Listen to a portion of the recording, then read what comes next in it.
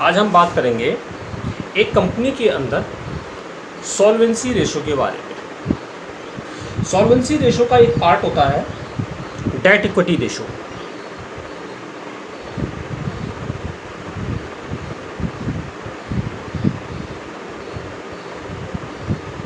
Debt equity ratio, ऋण शोधन क्षमता अनुपात। देखो डेट इक्विटी रेशो क्या है, उससे पहले मैं फार्मूला ले देता हूँ, उसके बाद बात करेंगे डेट इक्विटी रेशो के बारे में।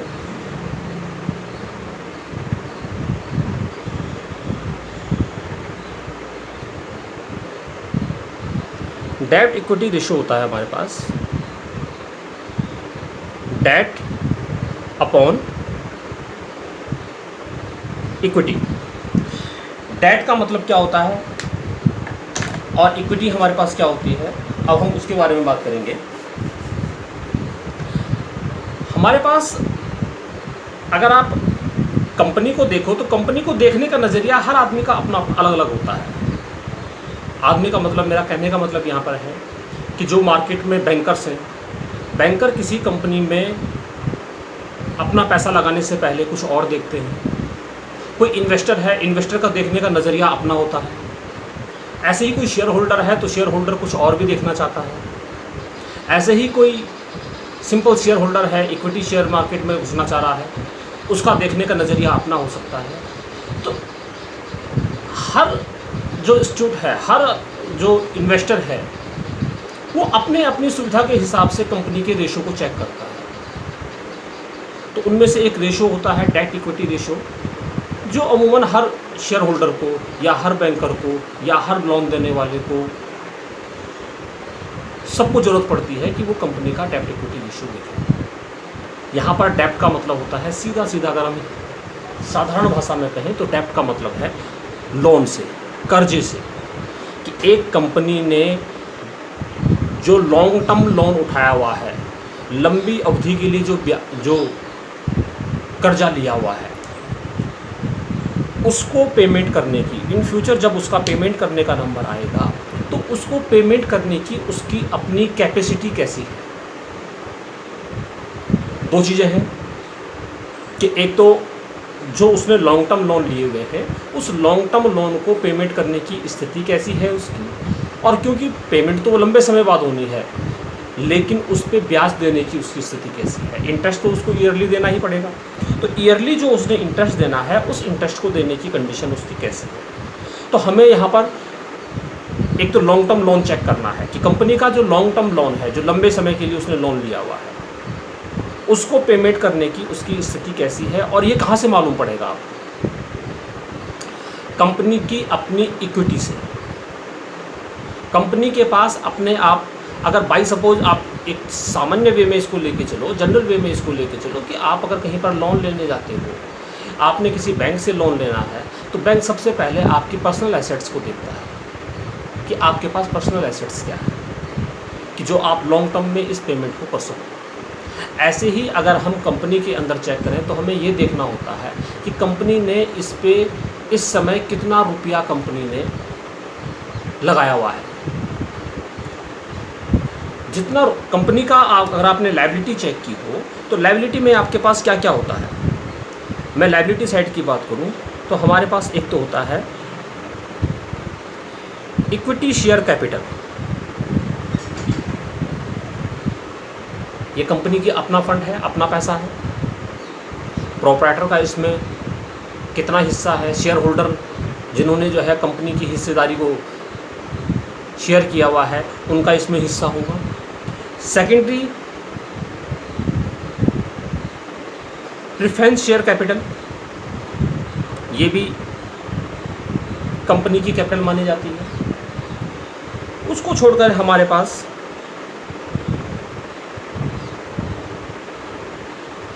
रिजर्व एंड सरप्लस, ये भी कंपनी की इंटरनल लायबिलिटी है, मीन्स ये भी कंपनी का अपना फंड है। तो कंपनी ने कुल कितना रुपया फर्म में लगाया हुआ है, इसको हम कहते हैं इक्विटी। और इसमें ये जो हमारा इक्विटी का टोटल आता है, इसमें हम माइनस करते हैं फिक्टिशियस एसेट्स। फिक्टिशियस एसेट्स के बारे में मैंने बहुत डिटेल में बताया था इससे पहले। तो ये कंपनी की इक्विटी आ गई, या जिसको हम कैपिटल एम्प्लॉयड भी कहते हैं, विनियोजित पूंजी। ये कंपनी का कैपिटल एम्प्लॉयड आ गया, मीन्स कंपनी के पास इतनी फंडिंग है, इतना पैसा कंपनी के पास है। ये क्लियर हो गया। अब हम बात करते हैं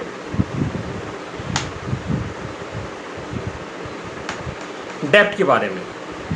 डेब्ट का मतलब होता है लोन से, कर्जे से। और डेब्ट हमारे पास दो तरह के हो सकते हैं, या तो लॉन्ग टर्म लोन होगा या शॉर्ट टर्म लोन होगा, करंट लायबिलिटी से कहते हैं। तो करंट लायबिलिटी जो हमारे पास होती है, जिसकी पेमेंट हमें विद इन 1 ईयर करनी है, वो करंट लायबिलिटी में आ जाता है। यहाँ पर डेब्ट का मतलब होता है सिर्फ लॉन्ग टर्म लोन से। तो अगर हम डेब्ट इक्विटी रेशियो की बात करें तो डेब्ट, यहाँ पर जो डेब्ट की मैं बात कर रहा हूँ, डेब्ट का मतलब हो गया आपका लॉन्ग टर्म लोन।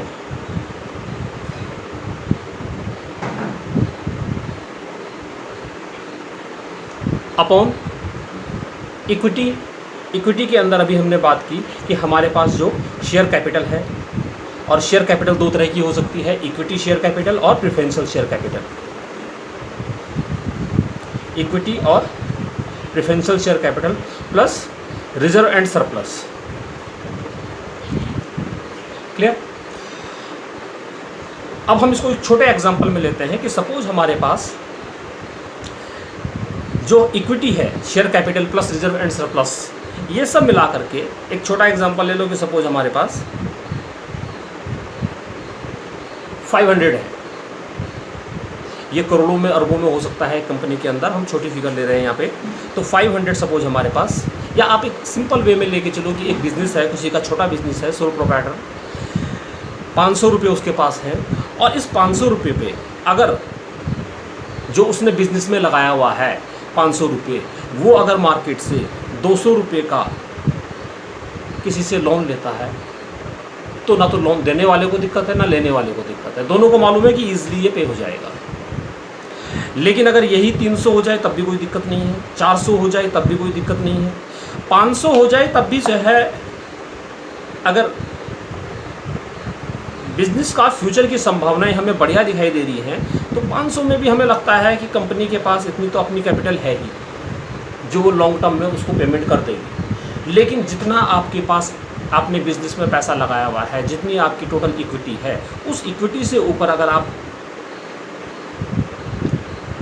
के पास लॉन्ग टर्म लोन है, यानी कि आपने बिजनेस में इस समय सपोज 500 रुपये लगाए हुए हैं और लॉन्ग टर्म में आपको 600 रुपये किसी को पेमेंट करना है, 500 आपकी क्या है इस समय इन्वेस्टमेंट है, और आपने 600 किसी को पेमेंट करने हैं या 700 किसी को पेमेंट करने हैं। तो ये डेब्ट जैसे जैसे बढ़ता चला जाएगा, 1 रुपये से ये जितना ऊपर जाना स्टार्ट होगा, 1 रुपये से जितना ऊपर ये जाना स्टार्ट होगा, वैसे वैसे ये अपने आइडियल रेशियो को, आइडियल रेशियो मतलब जहाँ पर हम ये सोचते हैं कि यहाँ तक कोई दिक्कत नहीं है, ये उतना जो है डेंजर जोन में चला जाएगा। तो डेब्ट इक्विटी रेशियो, अगर सपोज कंपनी के पास 500 की इक्विटी है और कंपनी ने 250 का मार्केट से डेब्ट लॉन्ग टर्म लोन लिया हुआ है, तो ये डेब्ट इक्विटी रेशियो आपका क्या बन जाएगा, 0.50। तो जब तक ये 1 रुपये से कम है, इसको बढ़िया माना जाता है। जैसे ही ये 1 रुपया क्रॉस करके उससे ऊपर जाना स्टार्ट होता है, तो 1 रुपया ऊपर जाने का मतलब, जब सपोज ये लोन आपके पास हो गया कितना 700 और डेब्ट आपके कितने हैं 500, तो रेशियो क्या बन गया 1:4। तो जब ये 1 रुपये से ऊपर जाना स्टार्ट होता है, तो हम ये मानते हैं कि ये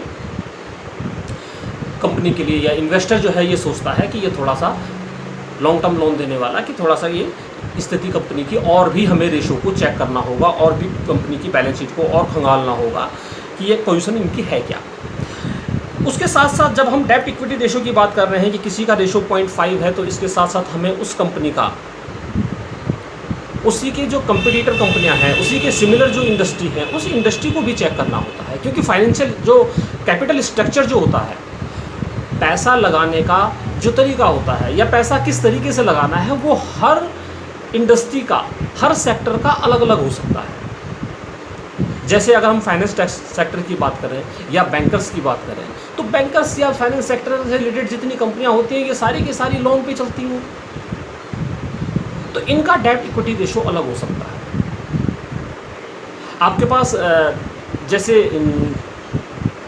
बिजली कंपनियां हैं, तो कुछ कंपनियां इस टाइप की कंपनियां होती हैं कि ये जितना भी काम करते हैं ये सारा का सारा काम इनका मार्केट से पैसा उठा कर ही मैक्सिमम पैसा मार्केट से उठाते हैं ये, और उसके बाद ही काम करते हैं। तो इनको अगर आपको कंपेयर करना है तो आपको अगर फाइनेंस सेक्टर की कंपनी है तो आपको फाइनेंस सेक्टर के अंदर की कंपनियों के साथ ही उसके डेट इक्विटी रेशियो को चेक करना होगा कि जो अदर कंपनी है उनका डेट इक्विटी रेशियो कैसा है। कुछ सेक्टर हमारे पास ऐसे हैं जिसमें आउटसाइड लोन की बहुत कम ज़रूरत पड़ती है, तो जिनमें आउटसाइड लोन की कम ज़रूरत पड़ती है उसको हम दूसरी नज़र से देखेंगे। तो एक इन्वेस्टर के लिए डेट इक्विटी रेशो की क्या इंपॉर्टेंस थी हमने इसके बाद में बात की। इसके बाद हम अगली वीडियो में सॉल्वेंसी रेशो के अंदर, सॉल्वेंसी रेशो मैंने आपको बताया, सॉल्वेंसी रेशो मीन्स हम कोई कंपनी अपने लोन की पेमेंट करने की उसके अंदर कितनी कैपेसिटी है ये हम सॉल्वेंसी रेशो के अंदर चेक करते हैं, और सॉल्वेंसी रेशो का ही एक पार्ट है डेट इक्विटी रेशो। वैसे ही इसके अंदर प्रोप्राइटरी रेशो आता है, total liability to net worth ratio आता है, फिक्स एसेट्स रेशो आता है। तो इन सब सॉल्वेंसी रेशो के बारे में हम आगे आने वाली वीडियो में बात करेंगे।